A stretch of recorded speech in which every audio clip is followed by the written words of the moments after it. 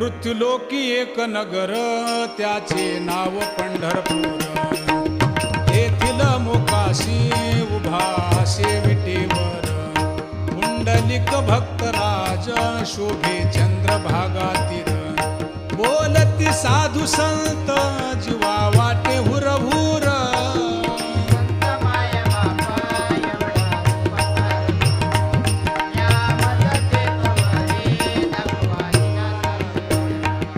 मज नाही हात पाय डोळा पडली झांपड. कर्ण हे बधीर झाले वाचा बोले बोबड.